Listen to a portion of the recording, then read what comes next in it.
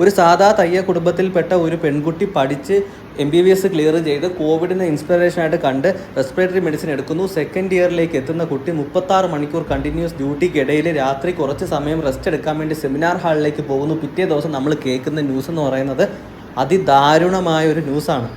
ശരിക്കും എന്തുകൊണ്ട് ഈ ഗവൺമെൻറ്റും ഇൻസ്റ്റിറ്റ്യൂഷനും ഇതിനെതിരെ നടപടി എടുക്കാതെ അന്ന് രാവിലെ കുട്ടിയുടെ വീട്ടിലേക്ക് വിളിച്ച് പറയുന്നത് കുട്ടി എന്തോ മാനസികമായ വിഷമം മൂലം ആത്മഹത്യ ചെയ്തു എന്നാണ്.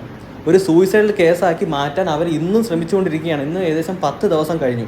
എന്തുവരെ ഇതിൻ്റെ ശരിക്കുമുള്ള റേപ്പ് ചെയ്തത് മർഡർ ചെയ്ത ആൾക്കാരെ പുറത്ത് കൊണ്ട് വന്നിട്ടില്ല. ഏറ്റവും ഹൈ പ്രൊഫൈൽ കേസ് ആയതുകൊണ്ടാണ് ഇന്ന് ഈ ഡോക്ടേഴ്സ് ഫുള്ള് നിങ്ങൾ ഈ കാണുന്ന ഇന്ത്യ മൊട്ടുക്ക ലോകം മൊട്ടുക്ക ഡോക്ടേഴ്സ് പുറത്തിറങ്ങി ഇന്ന് സമരം ചെയ്യേണ്ട ഒരു അവസ്ഥയിൽ എത്തിയിരിക്കുന്നത്.